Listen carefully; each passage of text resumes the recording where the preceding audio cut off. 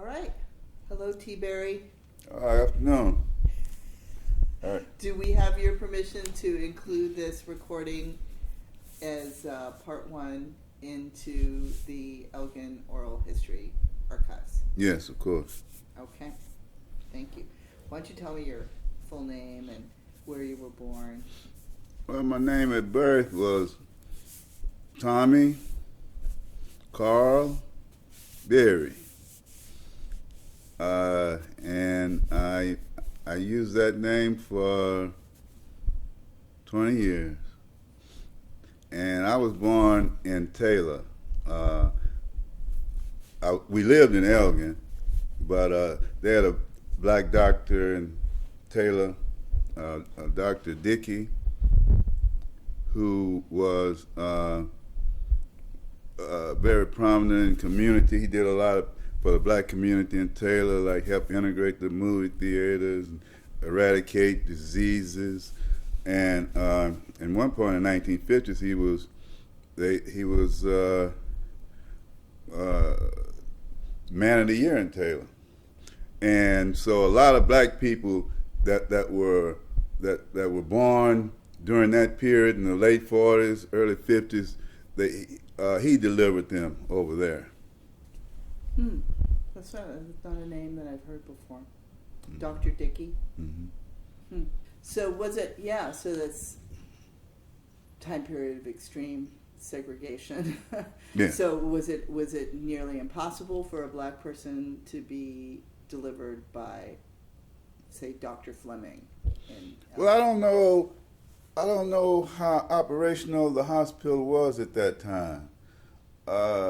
And a lot of black people during that period were delivered by midwives also. Right. But every now and then I find someone who was born at Fleming. Mm-hmm.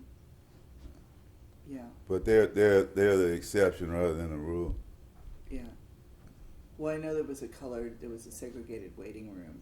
Yeah, but that was. I visited that waiting room on several occasions, but that was in the middle 50s. Mm-hmm. The only time I've ever spent a night in the hospital, except for I spent one this year, one night, but prior to that was when I was about 7 or 8. I had a tonsillectomy there at Fleming, and but I like when we would. Like I broke my arm, I went to Brackenridge, things like that. You get a severe cut, and rather than go to the hospital, my grandmother told me to soak it in some coal oil. Coal oil? Yes. Yeah. Really? Yeah. Which What is does similar to kerosene. But they just didn't go to the hospital. Mm-hmm. Yeah. Right. It would have to be something really, really. Yeah. What are some of your earliest memories? I remember my aunt. See, I lived with my grandmother and my grandfather and my grandmother's sister. My mother lived in Austin. She had me. When she graduated from high school, she went to Paul Quinn College, and she got pregnant her freshman year. And she came back to Elgin and never went back to college. Became a domestic and lived in Austin. At first, she was living with people, just staying in their houses, and they didn't want a kids staying there. So I was raised by my grandparents, and I remember my aunt took care of me before I started school, and I can remember our wooden stove that she cooked on, and we would have a lot of what we call dressing the day. She called it quiche or something like that.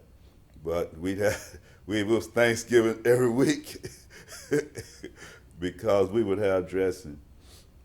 And that's an early memory. I remember they brought me a dog before I started school, and I have a picture of me with the dog, and I'm trying to shy away from the dog because I didn't like dogs, and it was a cocker spaniel, nice looking cocker spaniel, but it wasn't for me. The dog was there until I went off to college, and I never fed the dog. I never paid the dog any attention. I just don't like animals. So what else? Where did you live? We lived on Church Street, which was right behind Mount Vernon Methodist Church. It's a street that's still not paved. And looking back, it was a sort of primitive existence because we didn't have running water in the house, had outdoor toilet, no gas.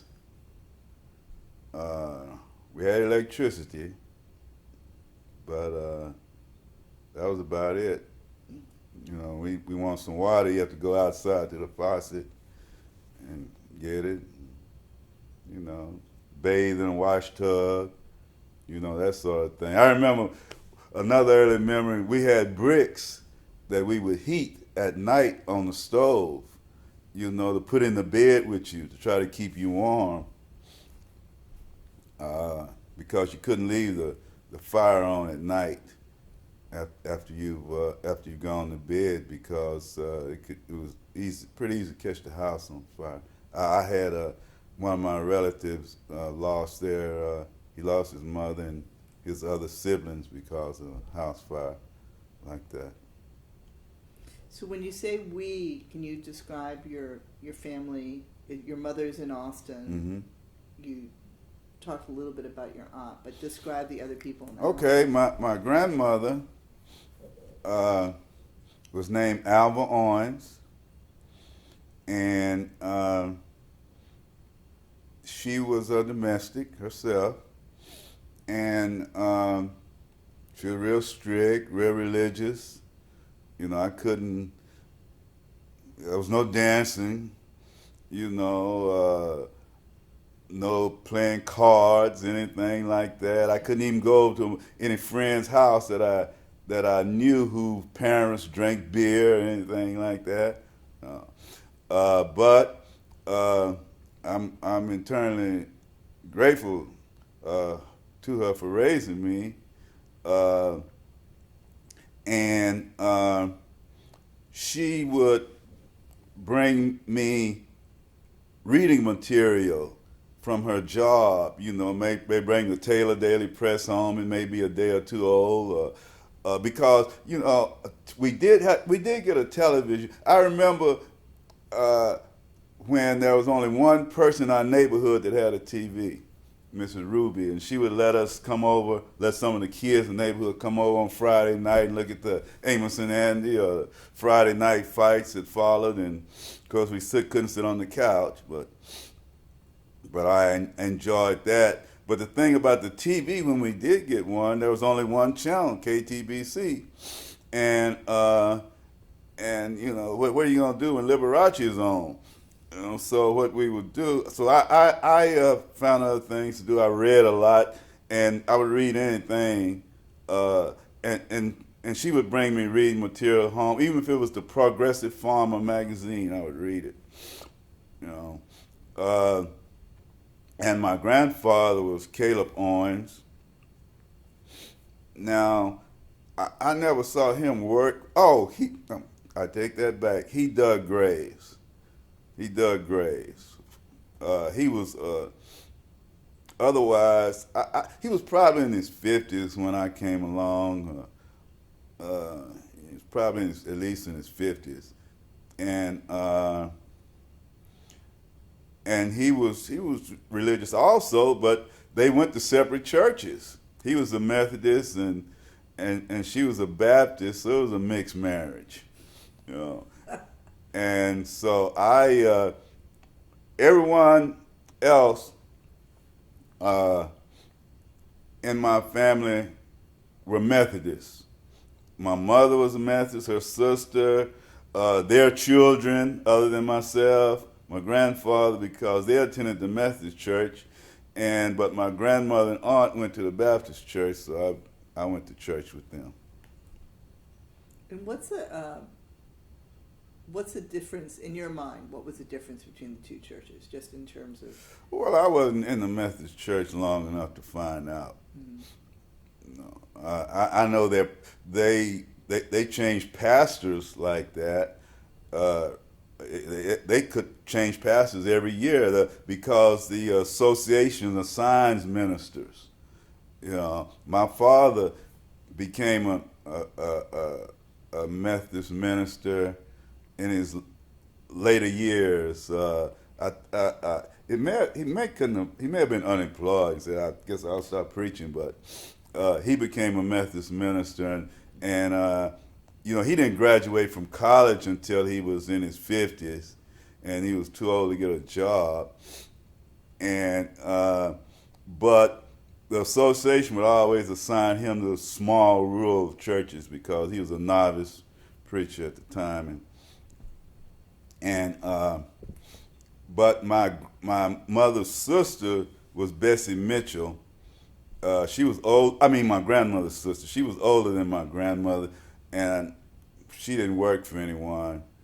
Probably because of her age. I'm sure she did at one point. But she raised me, like I said, when everyone else was gone to work.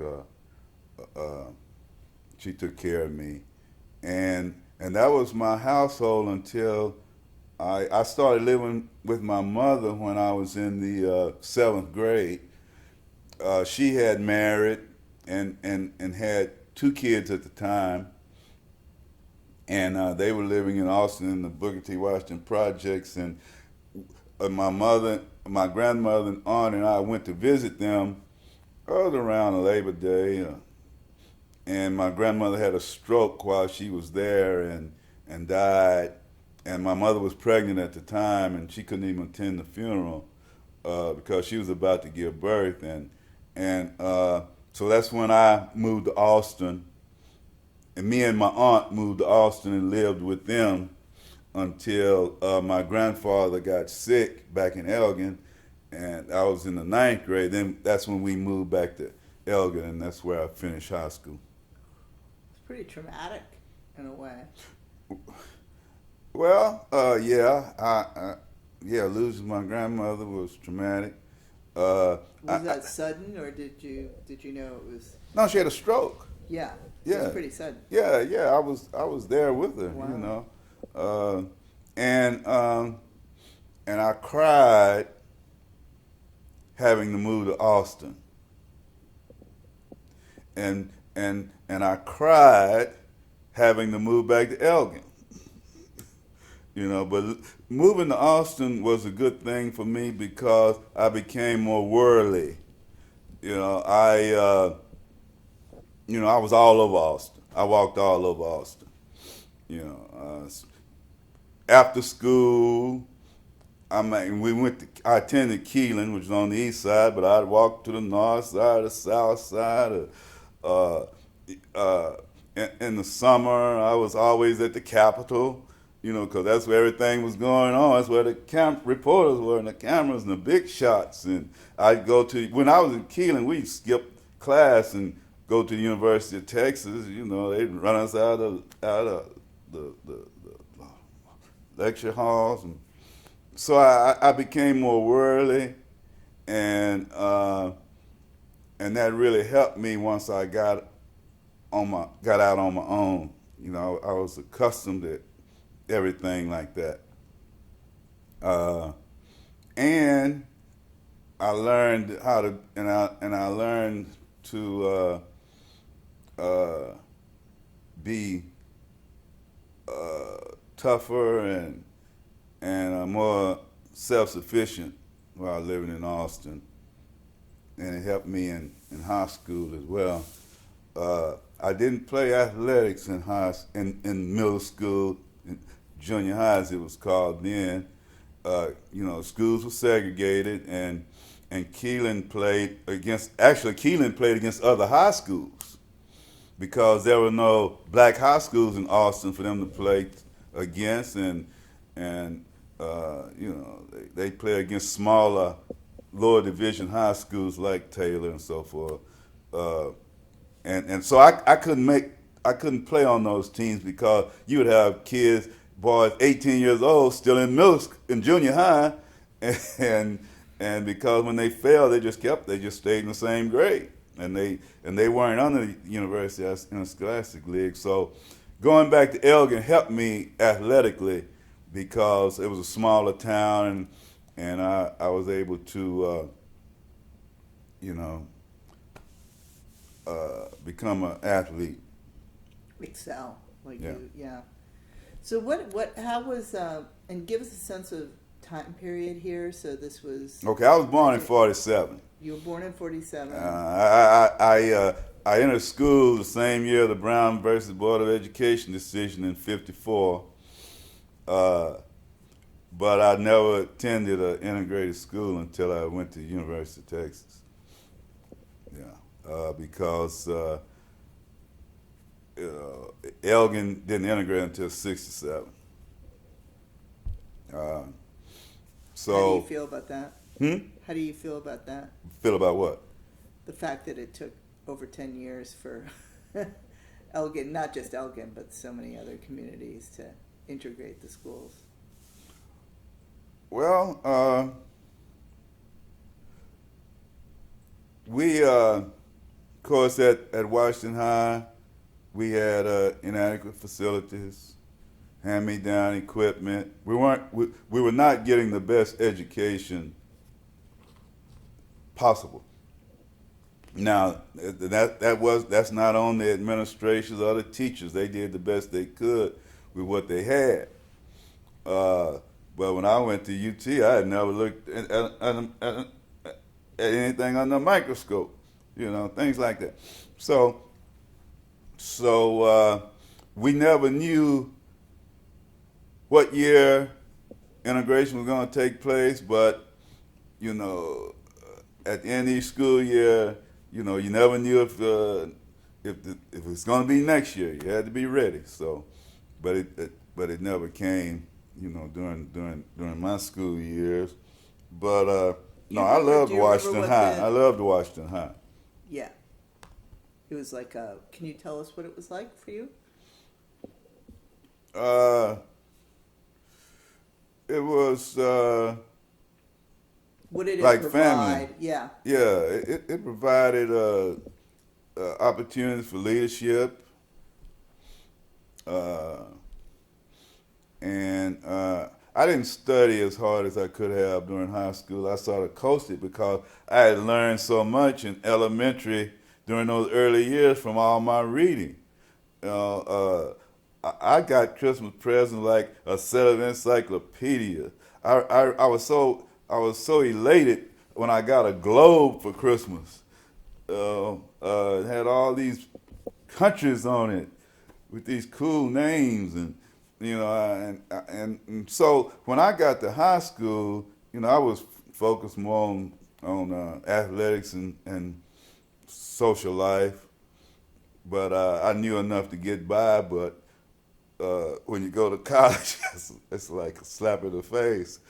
You've got to study. Yeah, and I probably would have studied harder had that integration taken place, because it would have brought out the competitive juices more in me. Mm-hmm. Why do you think did they ever give an explanation for why it was taking so long to integrate? Do you remember what the... Well, when the Supreme Court made that decision, they didn't give a specific year in which the integration was to take place. Mm-hmm. Because the court decision was that because they had those Southern justices on the court, and they wanted the decision to be unanimous, mm-hmm. So to get them to go along, they didn't name a specific year. They just said with all deliberate speed. So so that encouraged those southern districts to resist as long as possible. And the only reason they did integrate at last is because the federal government was putting pressure on them for by not taking away their federal funding, things like that. Mm-hmm. Yeah. Otherwise, they might still be a Booker T. Washington high school today. Yeah. So, when you got, say, let's stick to elementary and middle school years, just after your grandmother dies, how did your relationship with what was your relationship with your mother like? Oh, we had a good relationship. Mm-hmm.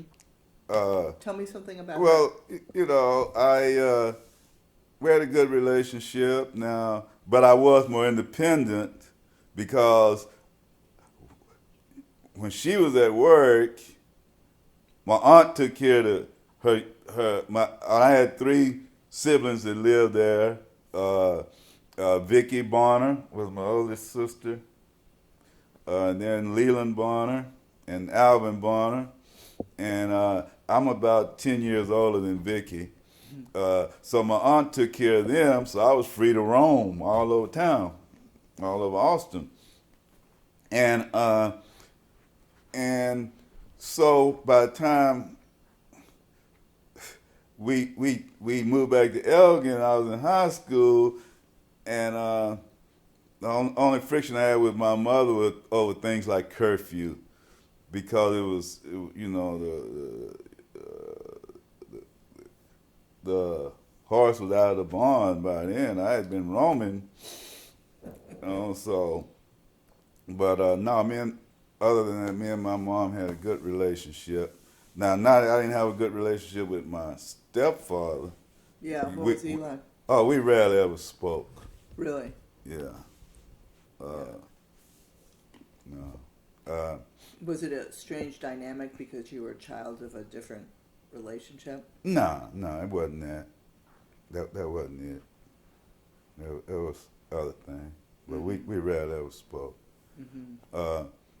But no, me and my mom got along great. Oh, great. So what? And the reason, and I understood why I was living in Elgin, she was living in Austin. You know, I never blamed her for that or anything.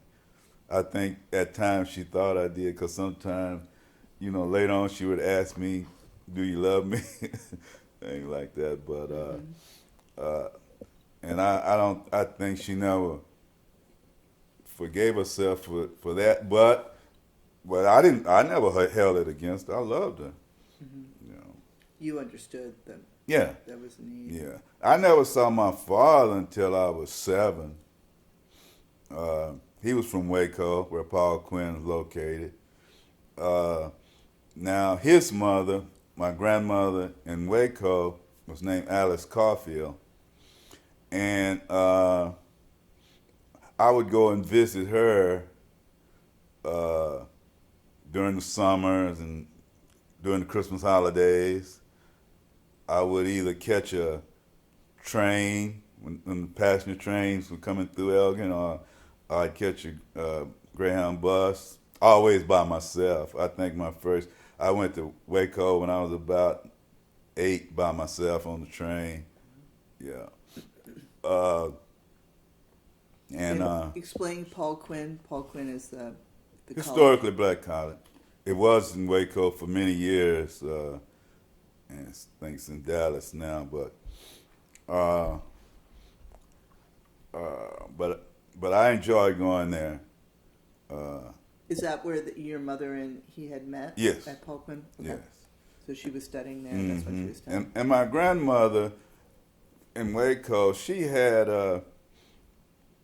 was quite different than my relatives here. Like she was over YWCA in Waco, and it was a lot different. Now, my grandfather on my father's side, I only saw him a couple of times. He lived in Dallas, and he had another family, and his name was Smith Berry, you know, he didn't treat my father like he treated his other kids, and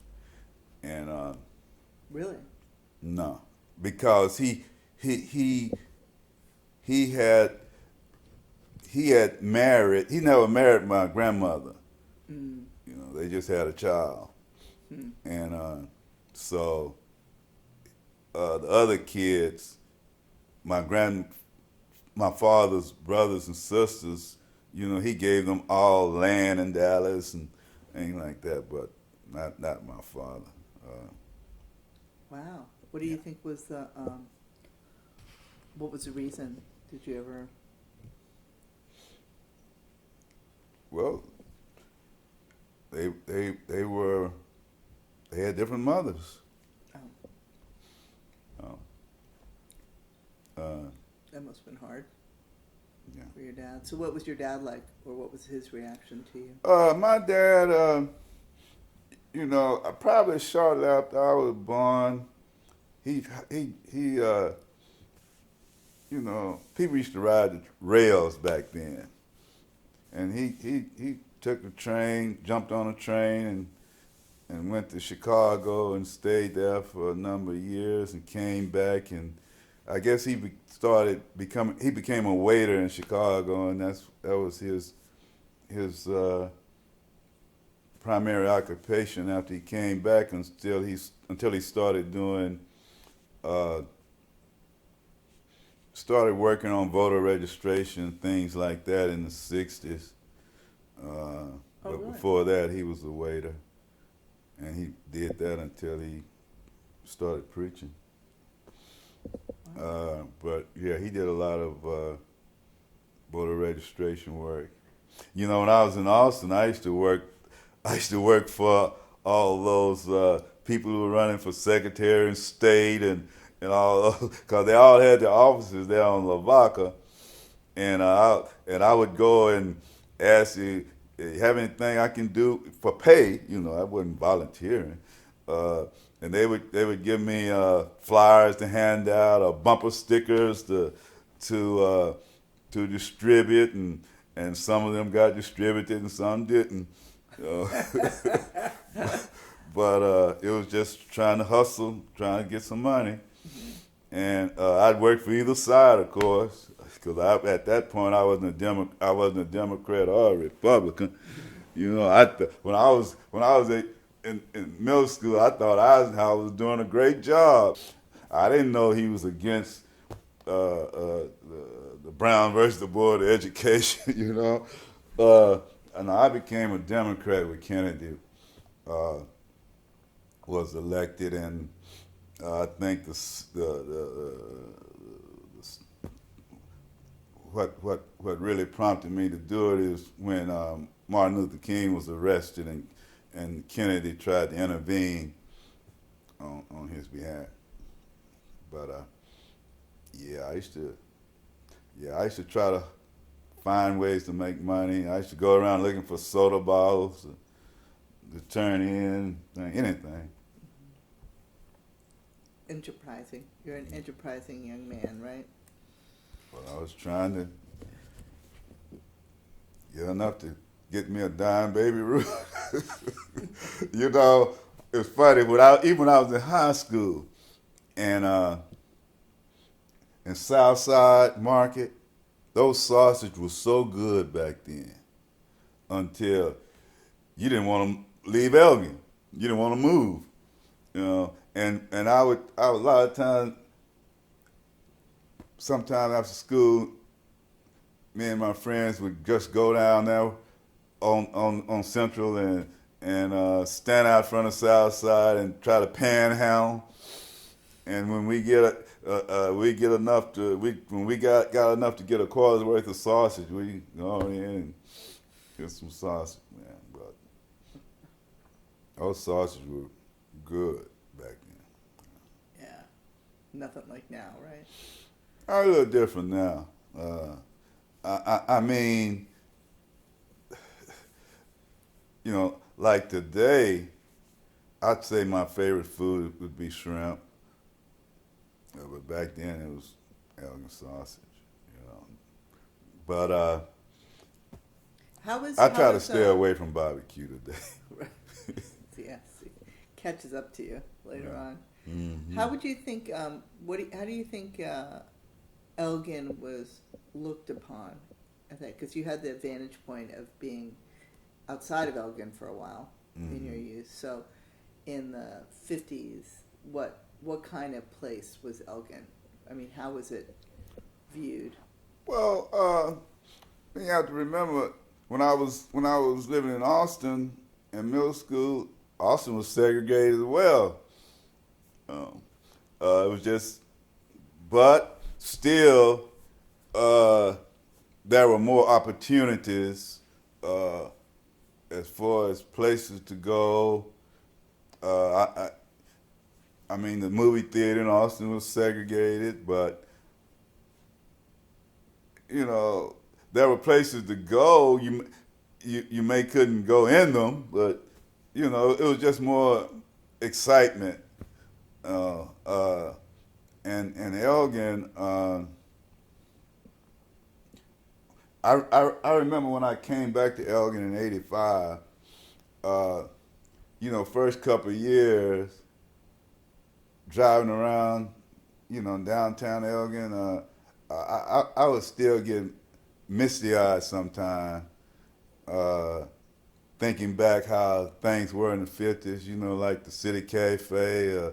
You know, you couldn't eat there, but you know or you could go in the back and they hand you out your food, or even I even ate one meal in the kitchen there, sitting on a soda crate. Just things like that.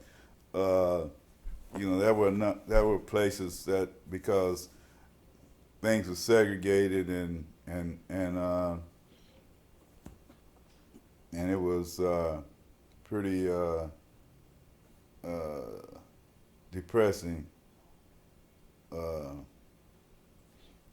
at that time, but you just had to try to make the most of it, and you know, just believe that one day things gonna be different. What were the kind of things that you that would have excited you as a 9 or 10-year-old boy? Like, what were the things that you looked forward to? What were the things that you liked to do? Sports. Yeah. Sports, yes. Yeah. That was an early dream, early. Oh, you mean as far as occupation? Well, yeah, or just no. That's what occupied. What were your that's passions? What. What were sports, reading. Mm-hmm.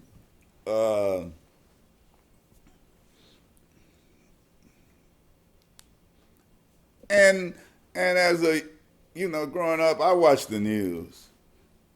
You know, and I loved history, because when my mother had gone to college and came back her freshman year, her college textbooks were there, and I remember this one book in particular. I think it was called The Negro Too, TOO, in American History. And I read that book. I would read that book, and that's when I really became fascinated by the Civil War. You know, I read all those battles, and then, you know, we saw them in the movies, whatever. And you know, after reading them or seeing them in the movies, I'd fight those battles.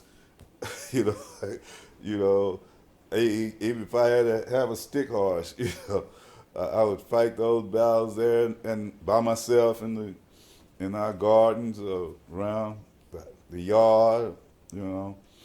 So, but really, sports were my passion. You know, back then. Baseball. My grandfather listened at the baseball game every day. You know, he was listening to a baseball game on the radio, and he had never been to one. And shortly after I graduated from college, I took him to Houston to see the Astros play, and it was something that I really wanted to do. But baseball, because basketball really didn't come on TV at that time, and football, you have a game on Saturday, and one game on Saturday and one on Sunday. But it was sports. So baseball was your first sports. Yeah, I love baseball. And then when did you get to basketball? Oh, football came next. Football. Okay. Yeah, football came next. Because we played football in Elgin before I moved to Austin, but in Austin we played football and baseball. And in Austin, everyone called me Bull because after I moved there, I lost a couple of fights, and I had to really learn how to fight because we were living in a rough place. And but I got that name Bull because we were playing football one day, and this guy was fussing at his teammate because I was rushing a passer and he couldn't get his passes out.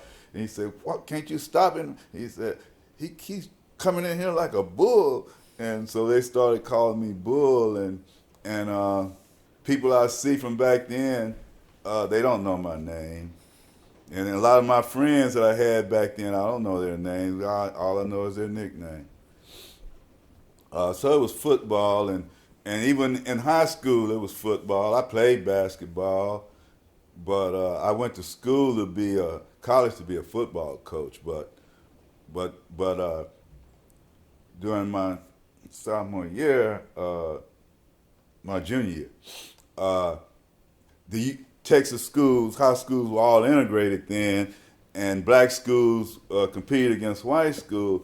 And when Houston Wheatley came to Austin, where they had the state tournament there at University of Texas on that campus, I attended, and I had never seen basketball played like that before.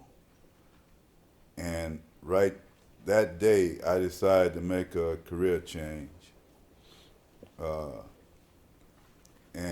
So it was baseball, football, then basketball. What I had a question now, I can't remember what it. Well, tell me a little bit more about Booker T.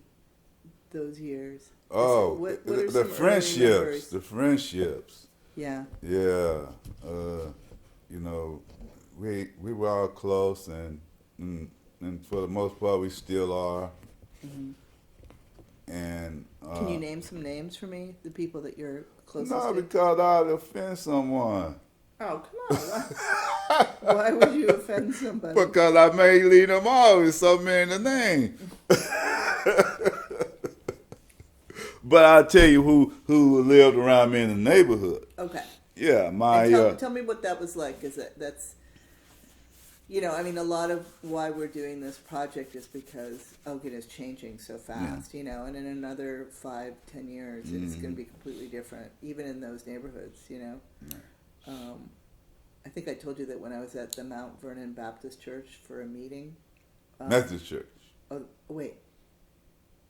Mount Vernon's Methodist. Oh, not Mount Vernon. Mount Moriah, Pleasant Bethany. Oh, Mount Moriah. Mount Moriah, yeah, that's the church I joined. Oh, it is? Mm-hmm. Oh, really? Okay. Mm-hmm. Well, remember those lots that were right across the street? Empty. I think it's Mount Moriah, or maybe it was Pleasant. I'm trying to think of who the pastor there is. I don't know the current pastor. I'll find it on the map for you. But there are 2 vacant lots, beautiful lots, like right across the street. Mm. Mount Moriah is on the corner of... Mount Moriah is across the tracks. It's on Main Street. Oh, okay. No, that's not the one that I'm thinking of. Then when you cross the tracks... This is over on, Goins... I'll show you on the map. But there are 2 vacant lots across the street. And they both had real estate for sale signs on them. And I was like, oh, no, it's going to be... seriously, in another few years... Yeah. It's going to look completely different. Well, we lived behind Mount Vernon, and directly behind us was my grandmother's brother's house, and so I had cousins like Raylyn Ward, Harry Ward, William Ward. They lived back there, and you know the terrorists lived a couple of doors down, and in front of me were the Cathys, and the Kellys lived up by the tracks, and Curly and Larry Thomas lived in the neighborhood, and so we played a lot of sports mainly. Now sometimes when they would want to come over and play, I would hide from them, and because I like playing by myself as well.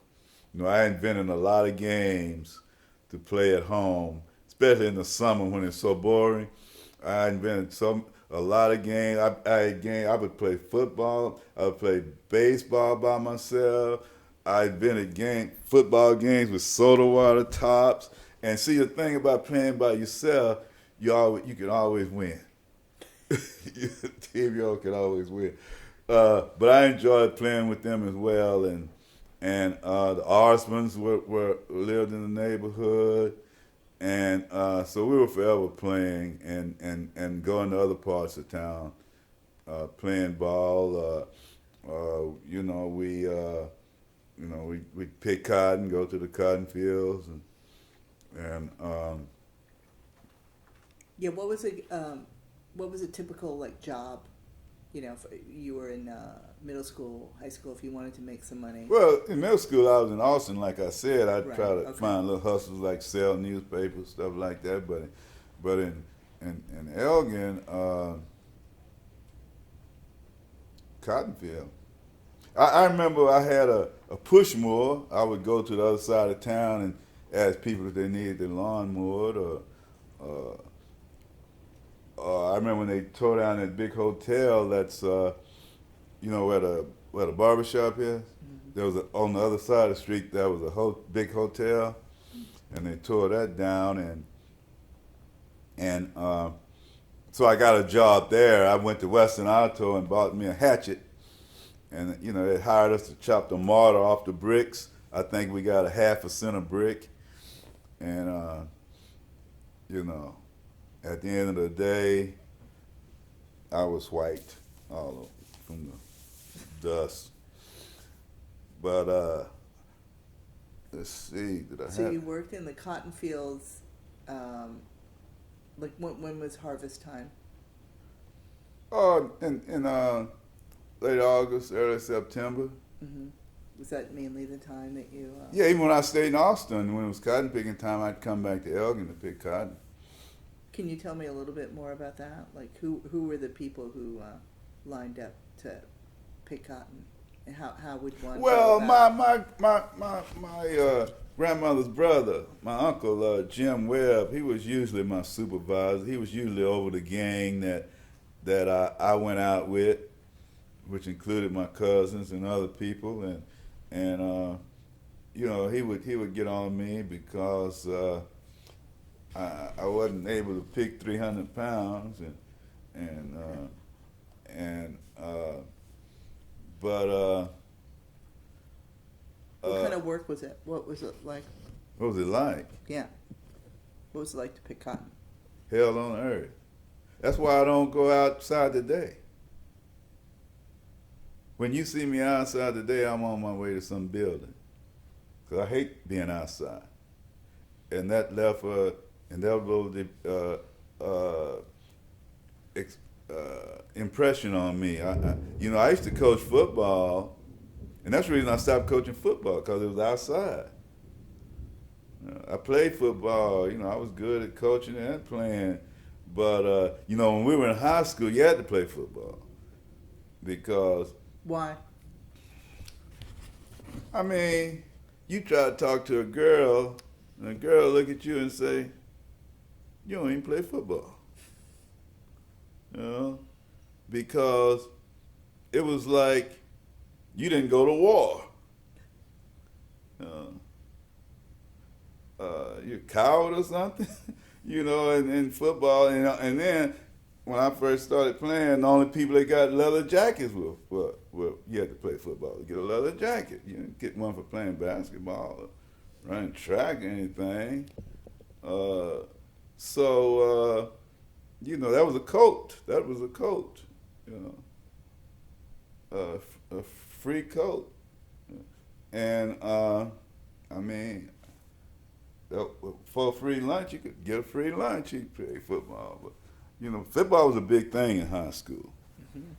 Because you had to defend your school against against Emil from Bastrop, Mary Brown from Smithville. It was bragging rights. But I'm trying to think if there were any other jobs I had other than those. What did it pay? How did you paid by the pound? Yeah, I can't remember how much you pay for pound, but when you chop cotton, everybody got the same amount. But when you pick cotton, it's about a pound.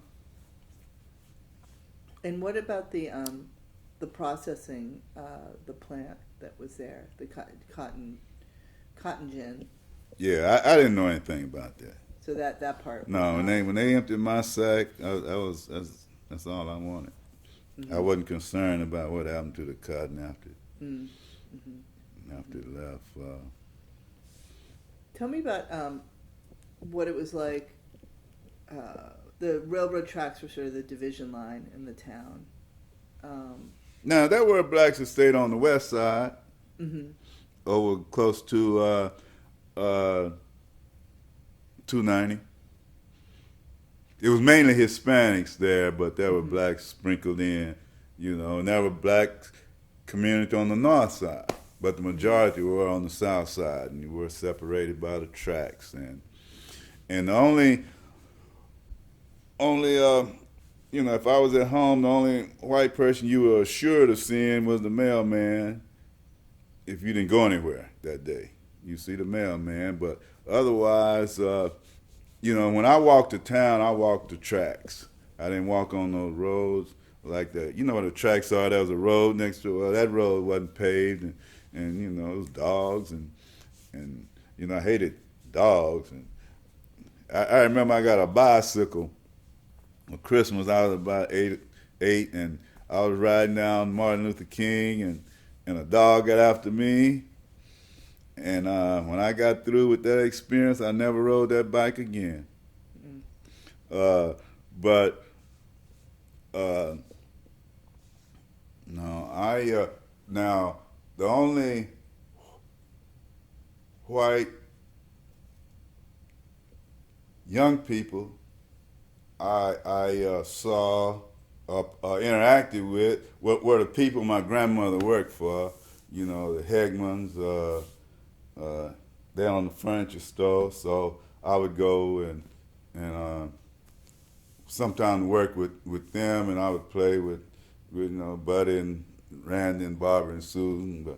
And then Hispanics, Pete Vega, they lived on the other side of the track, close on Main, and his cousins lived right there across on the road by the track. So we would always play together, especially there in that field, Booker T. Washington behind the track.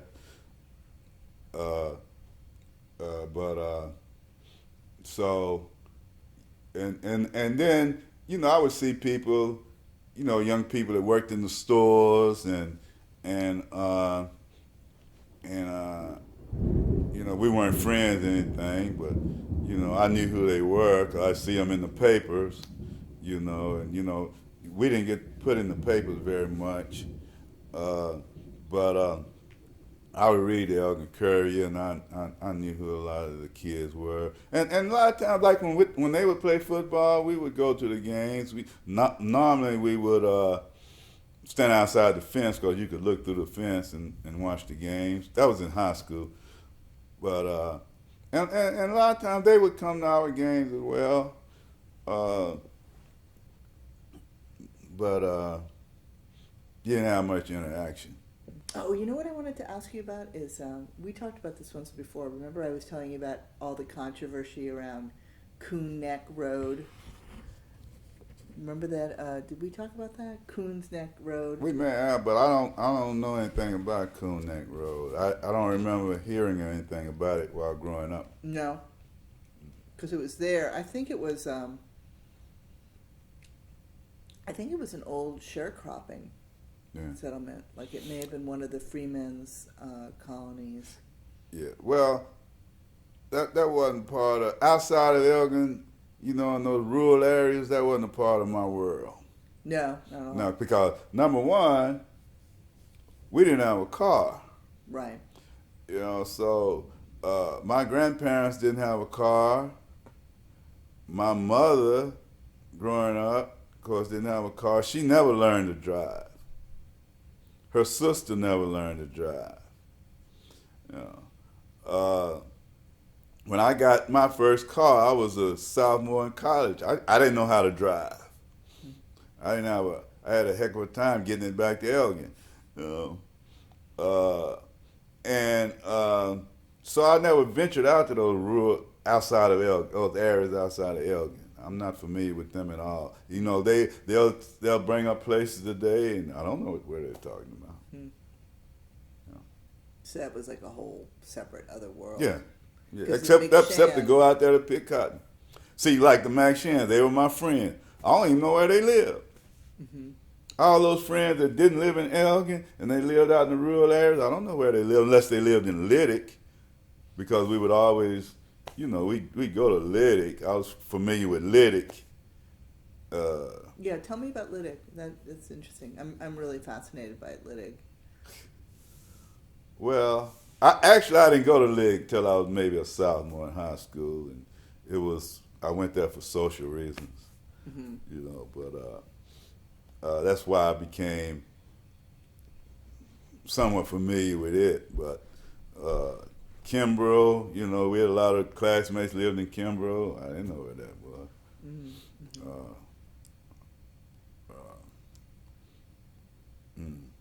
Were you aware of white supremacists or any like social clubs or organizations? You mean in Elgin? Yeah. No, I wasn't familiar with them. But I mean, there may have been. I'm sure there probably were some type of get-togethers, organizations, Mm-hmm. you know. But you know, if I don't know if those organizations were secret or what, but they were secret to me as far as I was concerned, because I wasn't aware of any. I just tried to stay out of the hands of the police because the police were pretty strict in those days. You know, I had a friend who was beaten by the police and died the next day or that night. You know, and see, they used to have this little cell. When I say cell, I mean jail cell. It was a few cells. Like when I would walk to town on the tracks, and I would come off on Brenham. You know where the cleaners is? Mm-hmm. Well, right on the left side of cleaners by Brenham, there was a jail there, but there were no policemen there. They just put you in jail there. Was it an outdoors jail? Yeah. I mean, yeah, people have described that. Yeah. Oh, it was there. I didn't realize it was there. Yeah, and I didn't want to be in there. You know, I'm sure it didn't have a heater.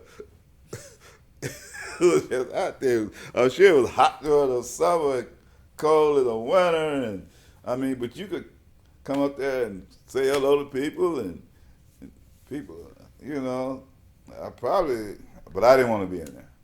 Yeah. And like I said, the police officers they were pretty rough. Do you have any? And of course, once you're caught up in that situation, you know, you didn't have any help. You know, it was just you against them, against the courts or whatever. You know, I just tried to walk a straight line as far as that's concerned. Now, I got in trouble in Austin because I used to steal in Austin. And when I was in middle school with the boys I ran around with, and I started doing the same thing when I came back to Elgin, but when I got involved in athletics, I dropped it because I didn't want to jeopardize my positions, you know. Because no, if it wasn't nailed down, I'd take it. Yeah. You know, I'm just trying to survive. Yeah. Understandable, right? Yeah. All right, so to be continued. Today is July 28th, 2022, and I am speaking with T. Berry, second part of a two-part oral history, this part covering high school and then into his career, later years up to present day, if you'd like. But first, we're going to start with some clarification of just his family members, the names, and I don't know if you can remember birth years, but you know, maybe that's not really that necessary. But to the extent that you can. So tell me your mother. Well, however you want to start this. You want to start with your grandmother. I think you went through your grandmother and your aunt. No, I told their names, but I don't think I gave my mother and father's name. My mother was Ardella Owens Bonner, and my father's name was James Berry. All right, so you're in high school. Give a sense of what did you feel like your place in that school was like? Did you feel like an outcast? Did you feel very much a part of the popular scene? And, you know, paint us a picture of what that high school was like, that high school experience was like for you. No, I didn't feel as an outcast. I was, I guess you can say, popular in school. I was more into sports than anything else. In my senior year, I really didn't start thinking about college until probably the second semester of my senior year, when some of the other students were trying to find a college, and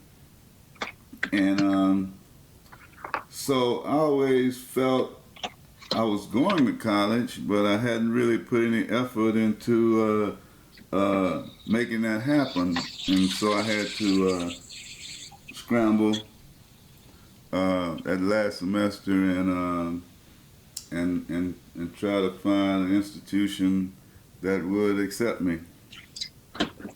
What do you think? What inspired you to go to college, or was it just always assumed that you would? It was really, I had worked a lot of hard jobs,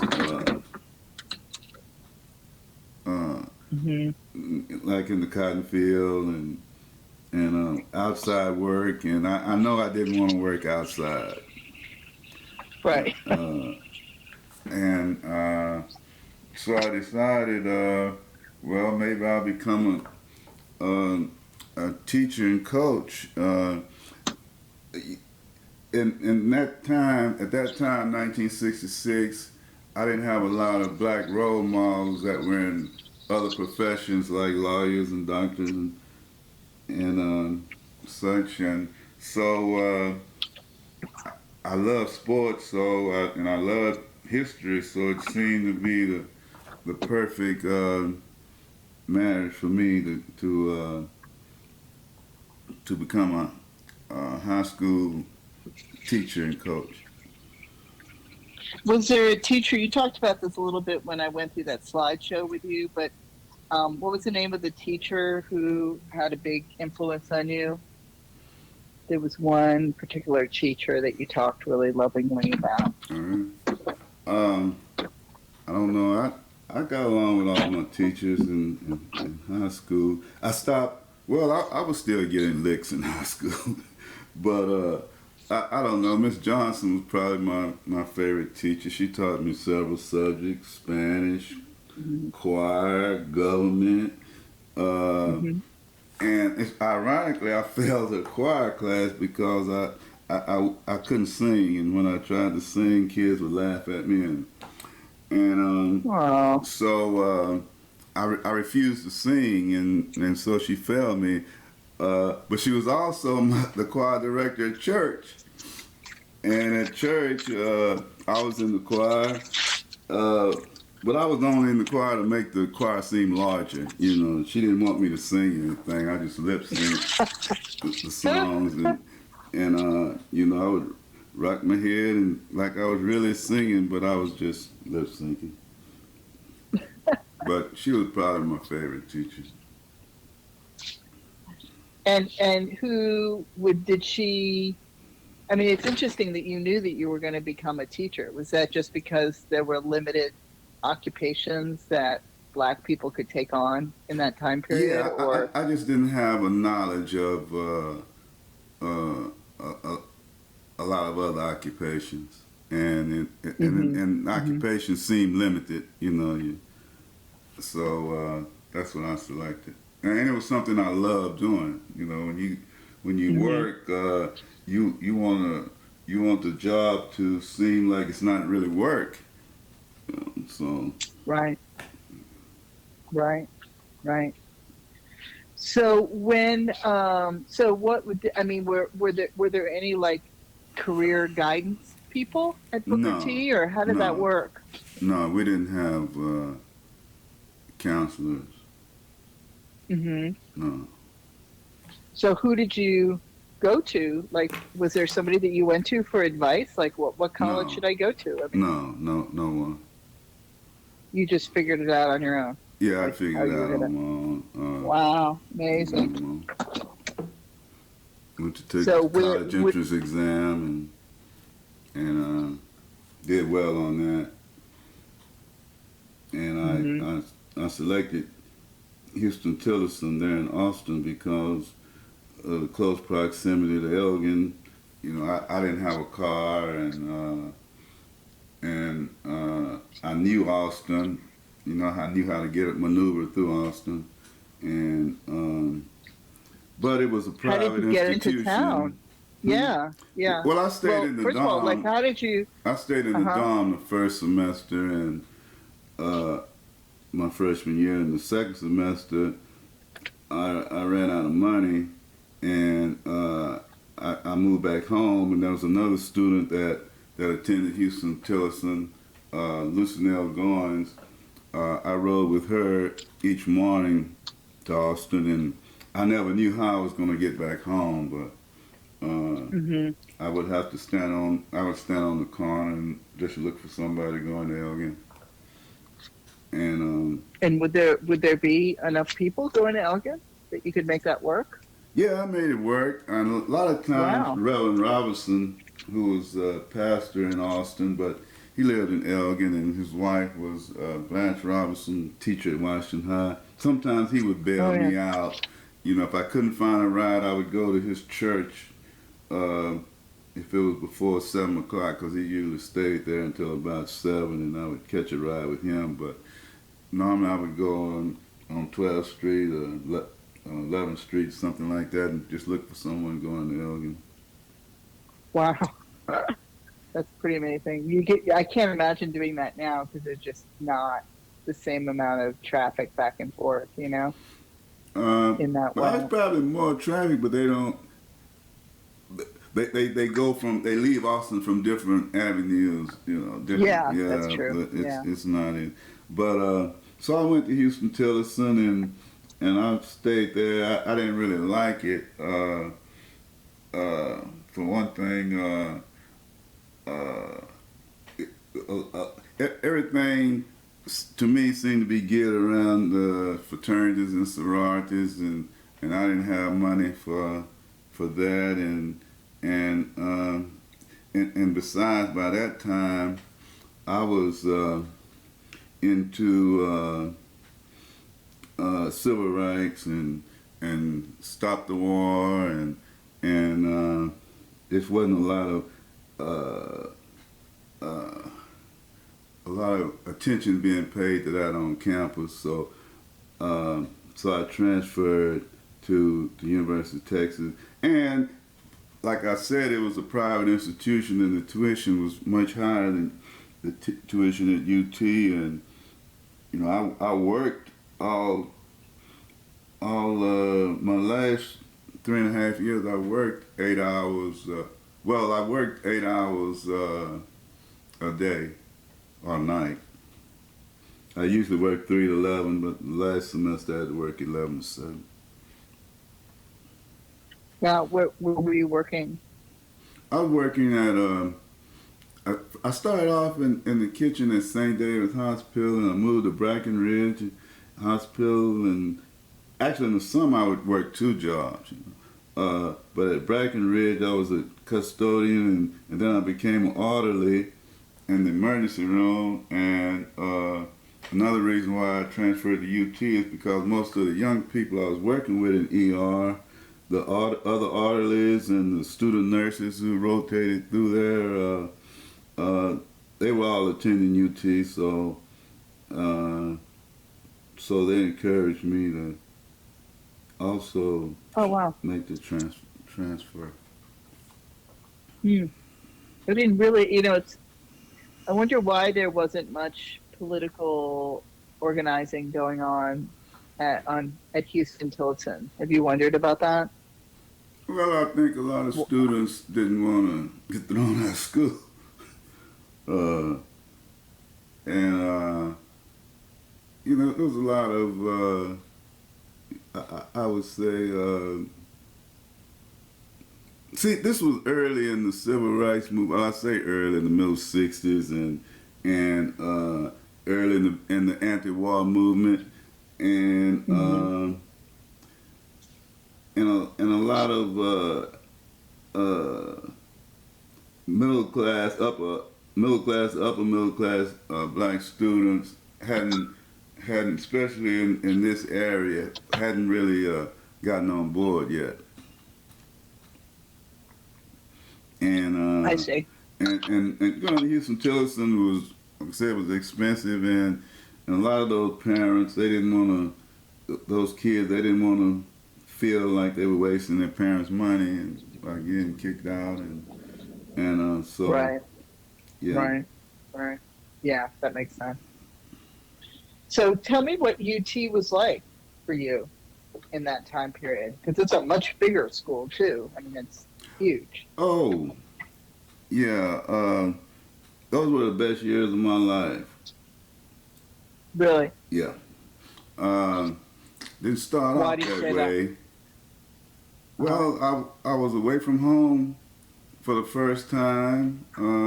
Not the first time, but the first time in extended period away from home on my own, and I was making that transformation from boy to man, and so you make your own decisions, and plus I just had a good time. I worked 8 hours, but when I wasn't working, I was usually playing ball, and I just had a lot of good times with other students. They let me in initially during the summer on a trial basis. They said if I made good grades, I could come back in the fall, and so I took 2 courses I knew I could pass. One was a PE coach and a PE class, and another was Civil War, and so the Civil War teacher taught the Civil War class was a real old guy. It looked like he had 1 foot in the grave, and whenever he would talk about the slaves, he would always say, "And the Negro is this, and the Negro is that," and then everybody would turn around and look at me because I was the only black student in class and see what I was going to do or say, but I really was I couldn't say anything because I was there on a trial basis. You know, even though I was in my militant stage, I really couldn't say anything, so I just had to swallow it. And but so it didn't start out that well, but no, I just loved going there. So what did was there a significant black population on campus during that I time? had about 30,000 students, and it was about 1% black. Wow. I wonder how much that's changed a lot now. of times I wouldn't see black students other black students during the day. And I only had a couple of classes with other black students. Wow. Wow. So, and how did that make you feel? I was fine with it. I mean, it didn't feel, I'm adaptable. Yeah. Okay. So what else, at what point did you, so you get through that first semester and then you're fully in, right? Mm-hmm. And so then you really start to concentrate on what? What were you studying primarily? History? Yeah, I majored in physical education and minored in social studies. But I just really had to study. You know, classes were challenging, and I was working 8 hours, and I mean, especially that last year, I was working. I was going to class in the morning, and then I would go to student teach at Webb Junior High, and that afternoon, and then in the evening I would have to student coach, and I finish when coaches usually finish 6 or so, and then I would have to go home and try to sleep and eat and study before 11 o'clock when it was time to go to work. Yeah. So It's exhausting. That last year I didn't go out on one date. I just didn't have time. And where I lived, I roomed with a lady, an old lady. She rented me a room in the back of her house, and you know there was no furniture. I had a bed, and everything I had to do in bed, study, eat, whatever. There was no bathtub, and so for 2.5 years I never took a bath. I just had to wash off in the sink. Wow. So what were your parents and your kin reaction back in Elgin to being in at UT, this prestigious school? Like, what was their reaction? Oh, I suppose they were proud. We never talked about it much. I would come home occasionally, but normally, like for holidays, things like that, I worked because you get time and a half if you worked on holidays, and so I didn't see my family a lot during that period. No.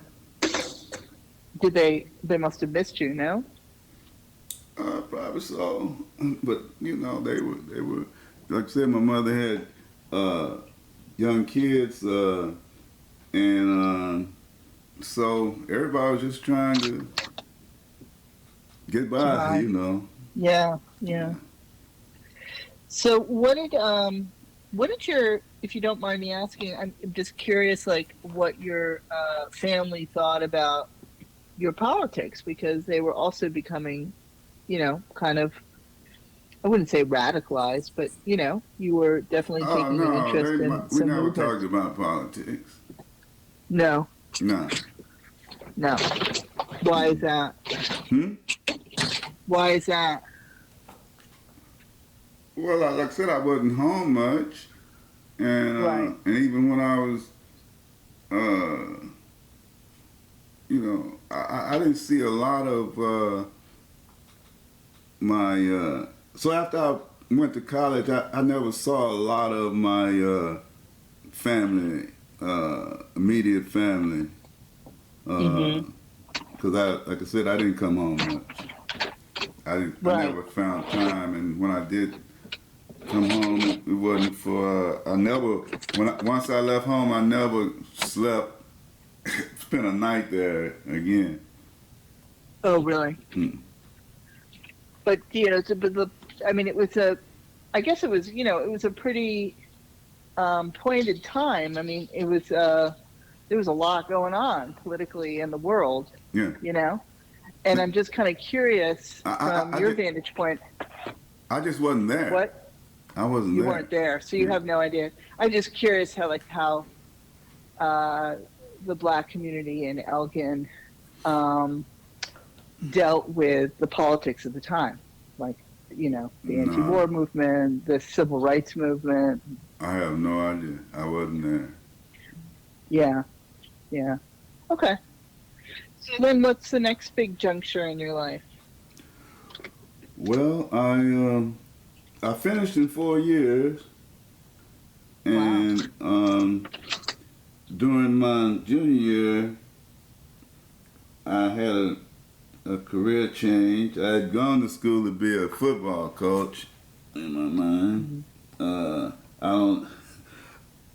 despite the fact that I didn't like outside, that didn't dawn on me. Yeah, I was gonna say that. And so I was on that path until the spring of '68. The UIL had integrated, and it was the first year black students were uniformly competing against white students and in the UIL and.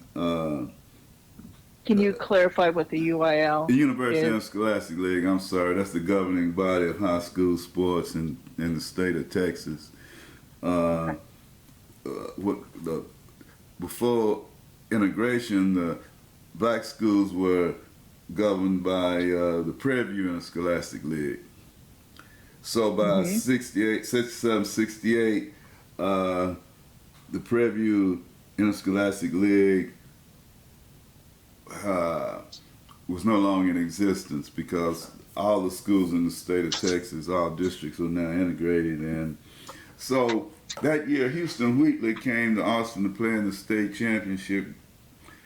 And I had never seen basketball played like that before. And sitting there, I just decided to make a career change that day because I wanted to be a part of that, what I was looking at. Wow. Yeah. Yeah. Inspiring, huh? Yeah. And because I was also playing basketball on my off time and playing a lot of basketball. I played a lot of basketball the last couple of years in college and the year afterward. I didn't get a job after I graduated that first year, and because of integration, it was tough getting selected as a coach by a district, especially if you didn't have any name recognition or hadn't been an athlete in college. So, I sent my application to one district, and they tore my picture up that was on it and mailed it back. Things like that. You're kidding. You're kidding. No. Wow. Yeah, I went to Hearn to apply, and the superintendent said he was going to hire me. He took me to a little cafe on Highway 6 and bought me a chicken fried steak dinner and sat across from me and said, "Now, I'm going to hire you, boy, but I don't want you buying no new car." What does that mean? I couldn't buy a new car.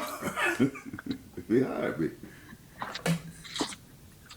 What? But so he's saying you're not going to be hired for long, or?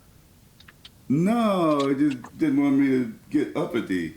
Be uppity looking. Oh, Yeah, I see. you know. Oh, And then okay. he took me to where. Okay. Then he took me to where I was gonna live. I was gonna room with this black family. They had 4 or 5 kids, and I was gonna have a little room in the back of their house. And so I turned that job down. So I didn't get a job that. I didn't get a job after a year after I graduated, and I stayed at UT because I was having such a good time there, and I moved into the dorm with the basketball players, and that first semester, and I was sleeping on the floor of their dorm room, and next semester I moved to Waco, and stayed there right off campus, block off campus there at Baylor, and I, pretended to be a student. I'd go to class and,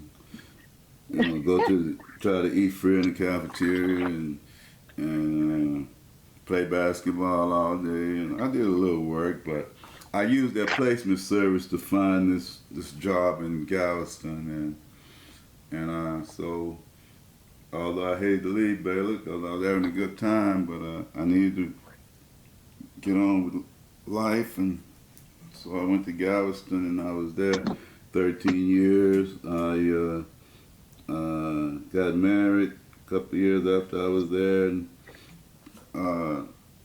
to a girl from Galveston named Brenda Berry, and so How did you meet her?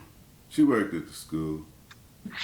Oh, okay. Yeah. Okay. First school I was into, so started raising a family there, and I was there, like I said, 13 years coaching basketball. I didn't have to coach any football, so so it was really ideal. Had a lot of success there, and got to coach in the state championship game. Those same state championship there in Gregory Gym that I had been watching, year after year, and finally got to coach there in the championship game myself.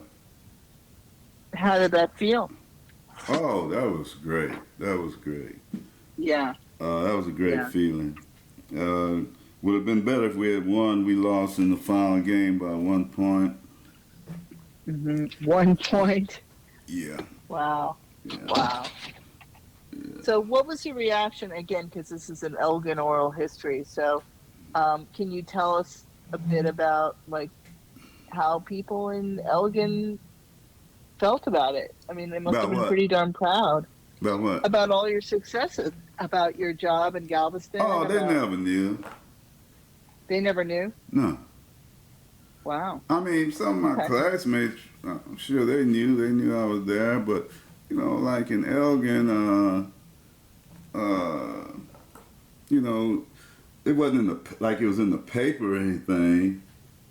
Yeah, that's what I was wondering. Is it like, local boy makes good, No, not at all. None of that. No.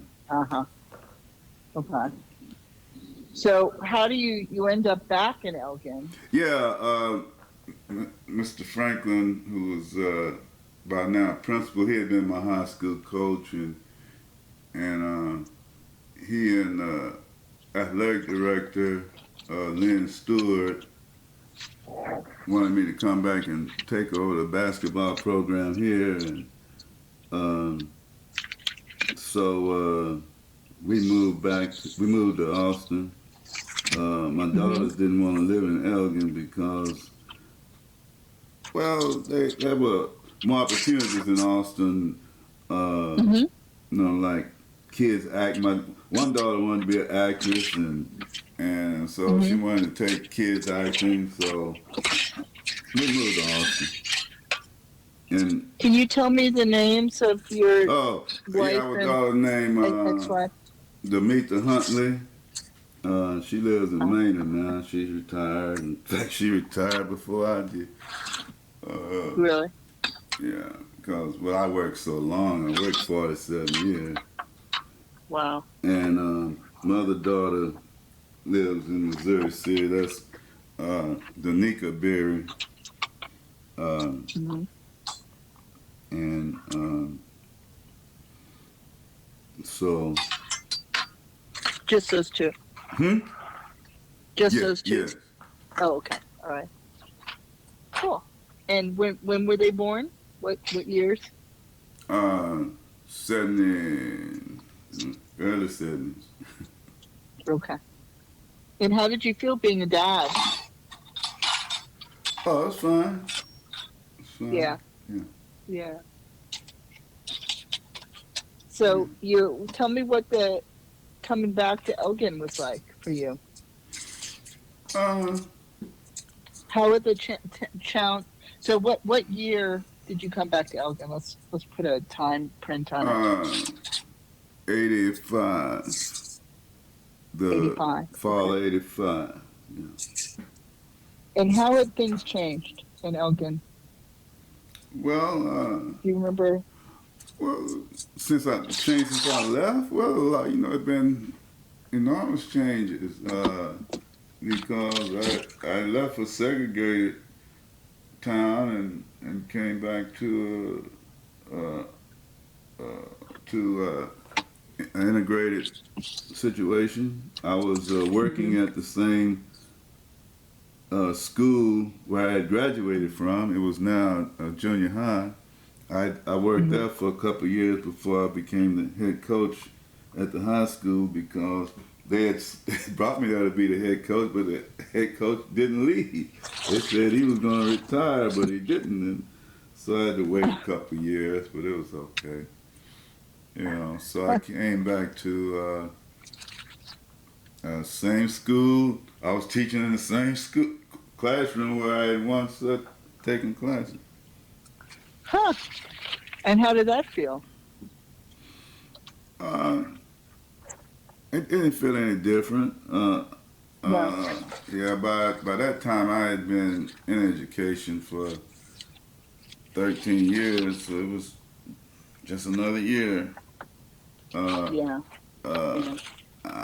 I didn't really feel what you're thinking of until later when I became human resources director of the school district, and and I thought back to when I was a student. I was just an unknown student, and now I'm one of the main administrators in the district. So that was gratifying. Yeah, I would imagine. Yeah, but as far as teaching and coaching, I had been doing that for years. So Right. yeah. Right. Yeah.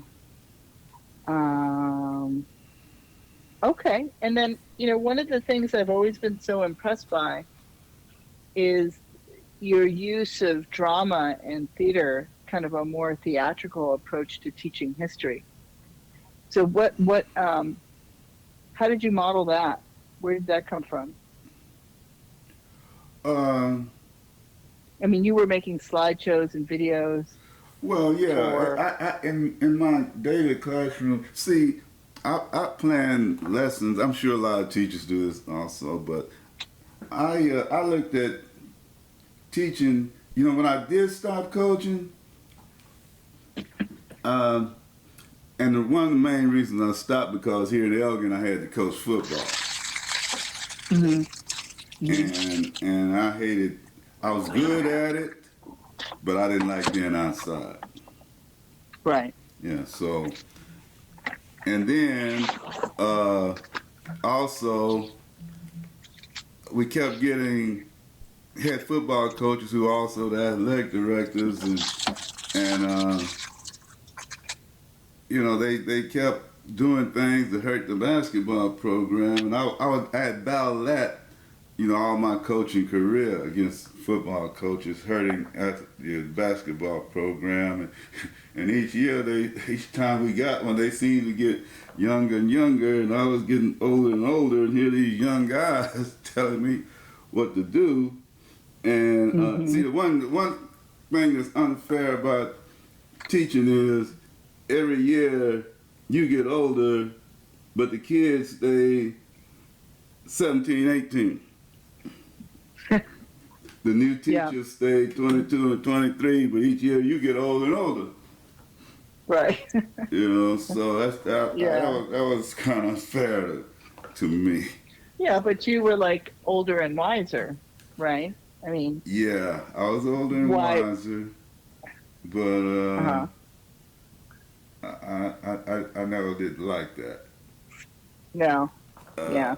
But yeah, so here are these young guys, you know, telling me what to do, and so I stopped coaching and kind of looked at it this way: if you're coaching basketball, you maybe coach 30 games a year, or a few more if you get in the playoffs.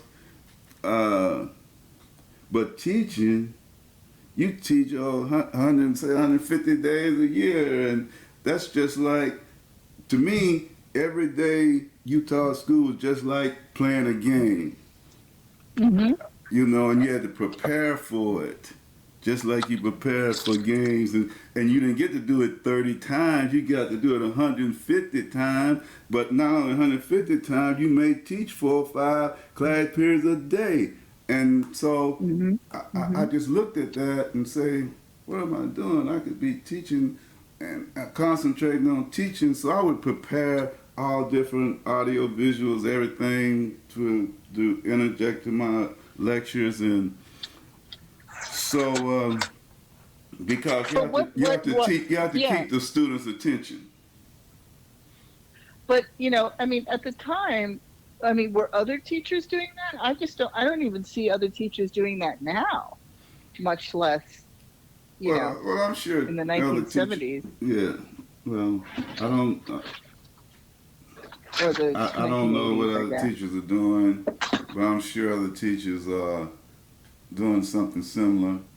But no, you'd be surprised. My you know, just as an interjection, but my son is in high school.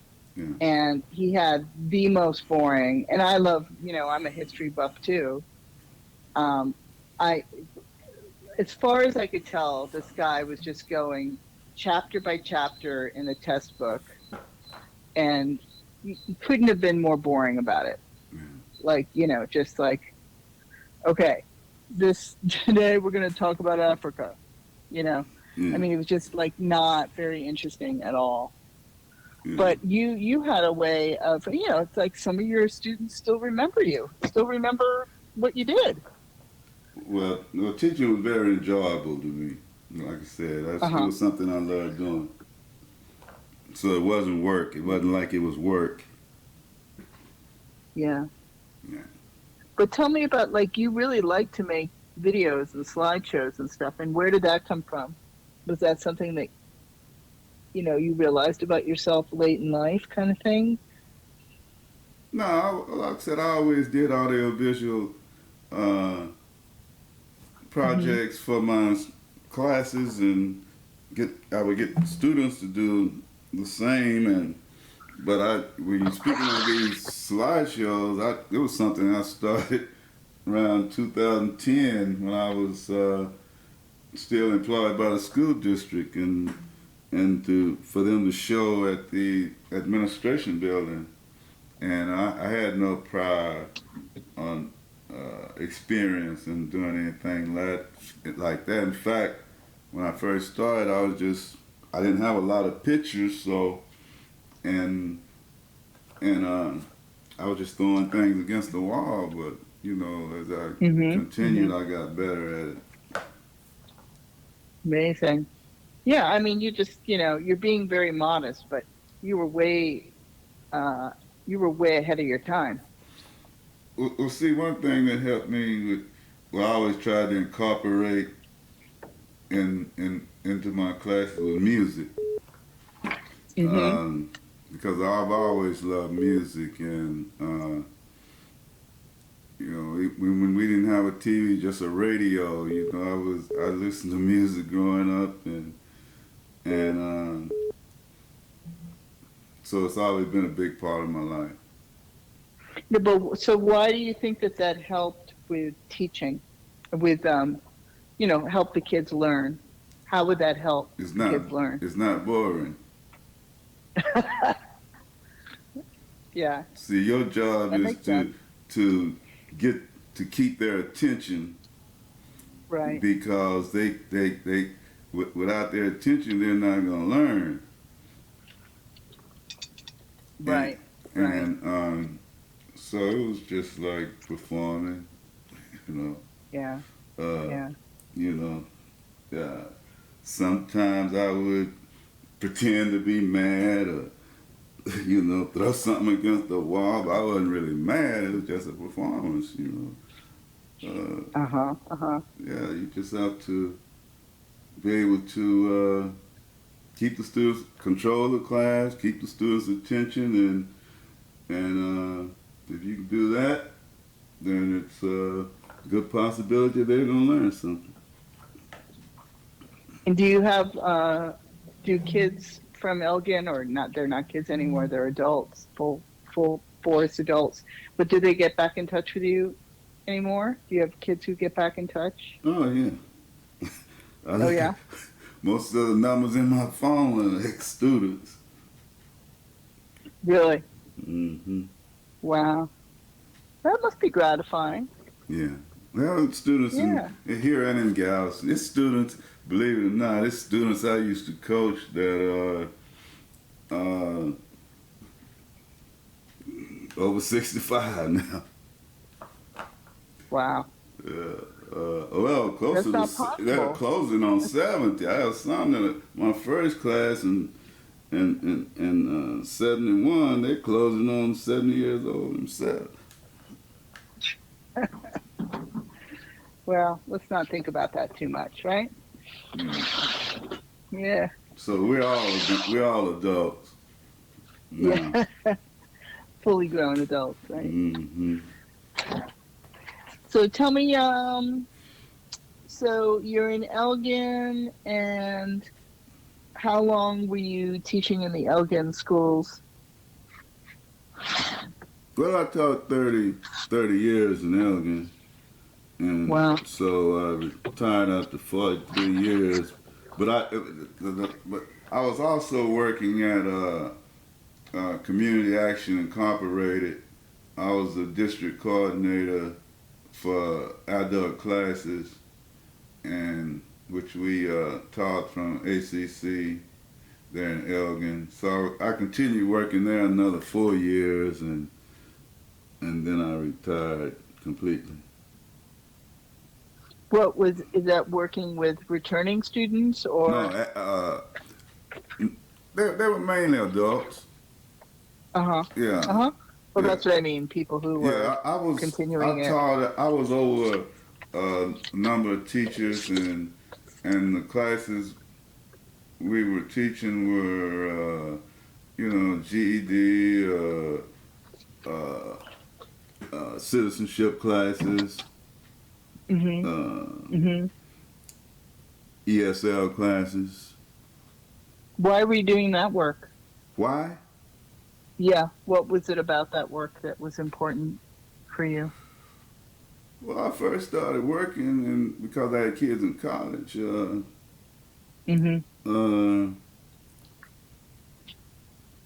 mainly I did it for the money. Right. Yeah, but it was enjoyable. It was very gratifying seeing students become citizens, getting a GED. Whatever. That was very gratifying. Anything else that you have to say about Elgin, and when did you leave? When did you move to Houston, and why? Well, Elgin, I deeply appreciate my time there in Elgin. I met a lot of people, and like I said, people that I'm still in touch with, and the district, working for the district, I was able to put my kids through school, and And so I'll always be grateful Hmm. to the Elgin School District. I retired in 2019 and moved to Missouri City to be close to my grandkids. Yeah. So tell me about the experience of having grandkids, because you have grandkids. How many? Tell me who your grandkids are. Well, I have one grandkid child in Maine, Laura Huntley. She attends UT, and I have younger grandkids here, Zoe Quao, Jalen Quao, and Justin Quao. Okay. Yeah. And how is that experience being a grandfather for you? Uh, oh, it's Because you're been a pretty active grandfather. yeah. I see them virtually every day, and I'm able to help my daughter with them. When I was coaching, I wasn't. I had, I didn't have the same contact with my kids while they were growing up because I was away for so much of the time. You know. Right. Right. But Yeah. now I'm retired. I have a lot of free time to spend with them. Yeah. It must be nice, huh? Mm-hmm. Yes, it is. Yeah. Yeah. What sort of things do you miss about Elgin, or not so much miss? Well, I miss my friends, and I miss Central Texas because spent most of my life there, and um, I always thought in Austin that area was like God's country, and but I also lived down in this area for 13 years, so. Um, but like I said, I'm adaptable. Wherever I go, I can adjust to it. Right. Right. Yeah. And you don't like being outside, so it's probably easier to remain inside in Missouri City, right? Oh yeah. The pandemic didn't bother me in that respect. Yeah. I was talking to Emma Mackey the other day, Mm-hmm. who sends your best, and she said that the two of you are cousins. Like, you're related I don't know. Maybe she related meant somehow. kissing cousins. I don't know. Yeah. But Yeah.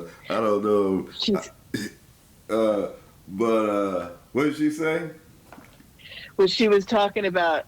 I was telling her that what you told me about, picking cotton ever since you those summers picking cotton, and you just like have adversity towards going outside as a result. And she laughed and she said, "Well, it was picking cotton was hard and hot, but it was the main social scene." She said she would go in the morning. She said, "I don't know how much cotton I picked, but it was the way that everybody kind of got together Yeah. Well. and saw each other." Yeah. Well. She had a different perspective than I did. Yeah. Well, she also said that it was grueling. She said, Yeah. like trying to find shade in the midst Because of all that was. there wasn't a lot of girls in our cotton field. That'd be No. no, that would be a couple every Yeah. now and then, but no, it wasn't. I didn't go there to socialize. So now you're at a point in your life where you get to choose what it is that you want to do. You've been doing a lot of writing. What do you see as part of your future, and how does that relate to Elgin, if at all? Oh, how does it relate to Elgin? Well, I still try to record, history of Elgin Mm-hmm. and,